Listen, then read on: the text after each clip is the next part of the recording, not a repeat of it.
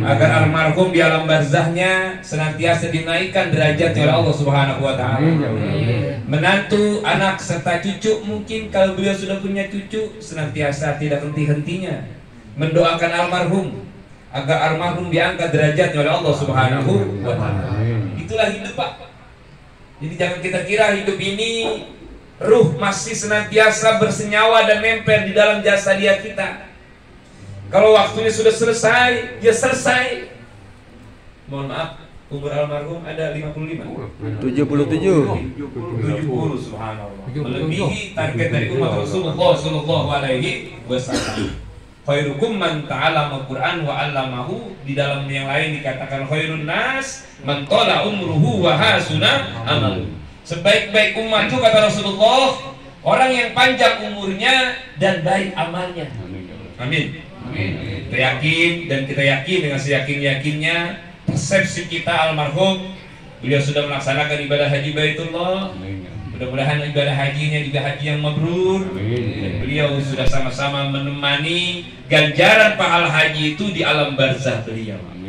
Itulah kehidupan. Makanya kalau kita diberikan kesehatan oleh Allah, jangan bangga dengan kesehatan. Seketika saja kesehatan itu bisa dilepas. Apalagi sekarang nih, lagi naik lagi nih ya. Omikron, besok Megapron, terakhirnya Politron. Ya Allah, permainan penguasa dunia. Ya kita tidak bisa berbuat apa-apa kecuali tawakal kepada Allah. Dekatkan diri kepada Allah, agar kita dilepaskan oleh Allah. Ruh kita lagi dekat sama Allah, Pak. Makanya seringkali kita haul, kita 7 hari, kita 3 hari, kita 15 hari. Itu salah satu efektivitasnya adalah mengingat kematian. Mengingatkan kematian bahwa mereka sudah kembali ke alam yang sebenarnya. Kan kita alam-alam kita itu bermacam-macam. Alam ruh, alam rahim, alam dunia, alam barzah. Besok tak besok kita kembali ke alam mahsyar menuju alam akhirat di sisi Allah Subhanahu wa taala.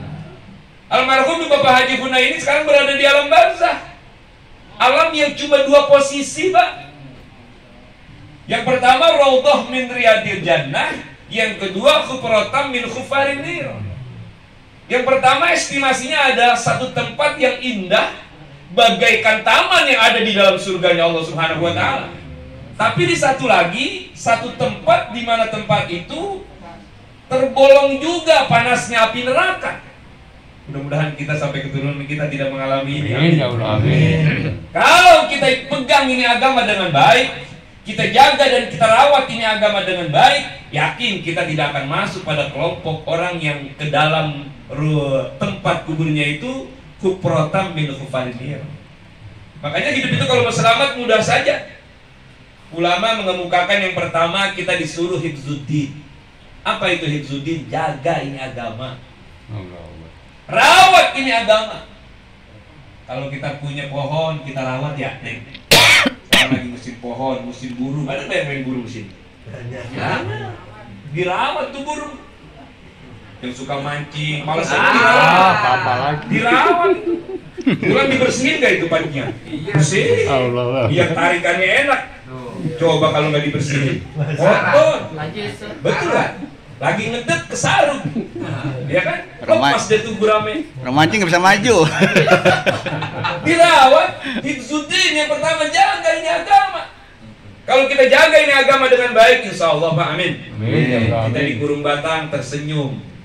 Orang yang nyembayangin kita lihat, Pak. Orang yang guyurin kita lagi dimandiin kita lihat. Orang yang gotong di kurung batang itu di dalam tafsir Yasin lihat itu ruhnya. Bapak Haji Hunaini kemarin tuh yang mandiin dia, yang sedih. Lihat, Pak, sampai malam ini dia masih ada di uang-uangan rumahnya ini. Tuh uang-uangan ngerti ya? Jadi ngerti nggak uang-uangan? Ini uang-uangan nih. Iya, uang-uangan tuh jure. Nah, jure kalau kata orang Jeruk. Uang-uangan. Belum pergi dia, Pak. Masih dia lihat siapa yang ikut doain dia. Siapa ikut tahlil, tasbih, tahmid yang isinya adalah ingin mengangkat derajat almarhum di alam barzah. Amin ya rabbal alamin. Sempetin lagi saya kembali ke Pekayun sehari aja, sejam dah. tapi waktunya termnya sudah selesai, Pak. Sudah selesai. Makanya manfaat yang paling banyak adalah sedekah adalah ketika dilakukan ketika orang sedang hidup. Syukur-syukur anaknya masih ingat kepada bapaknya, amin. Rezeki yang dia punya, dia ingat bapaknya, maka dia sedekah untuk bapaknya. Yakin, Pak, sampai. Kalau ada yang mengatakan gak nyampe, biarin dah dia. Yang mengatakan tidak ada gunanya buat yang meninggal, biarin mereka. Kita tidak demikian. Betul. Saya sih berkeyakinan begitu. Kalau aliran-aliran yang mengatakan tidak ada gunanya itu orang yang hidup dengan yang sudah kembali kepada Allah melakukan interaksi, biarin mereka. Kita tidak menyalahkan mereka, tapi kita berkeyakinan orang yang sudah kembali kepada Allah dan kita yang masih hidup masih punya keterhubungan. Dalilnya apa? Kenapa Rasulullah menyembayangkan mayit, mensolatkan jenazah, dan Rasulullah mendoakan orang yang ada di dalam kurung bata? 4 takbir kan isinya doa semua, Pak. Betul. Kalau memang tidak ada keterhubungannya antara yang hidup dengan yang mati, tidak mungkin Rasulullah melakukan itu. Takbir pertama Fatihah, takbir kedua sholawat, takbir keempat, ketiga doa, takbir keempat doa semua nih. Doa. Artinya orang yang ada di dalam kurung batang itu ngarepin doa dari kita.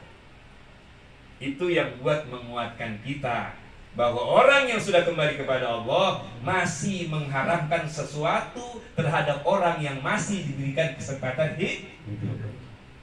Biarin deh mereka yang pada ngelarang-larang kita, biarin aja. Yang paling benar adalah kita jangan menyalahkan orang lain. Amin ya Rabbal alamin. Biar dia punya paham yang seperti itu. Mudah-mudahan kita nggak begitu.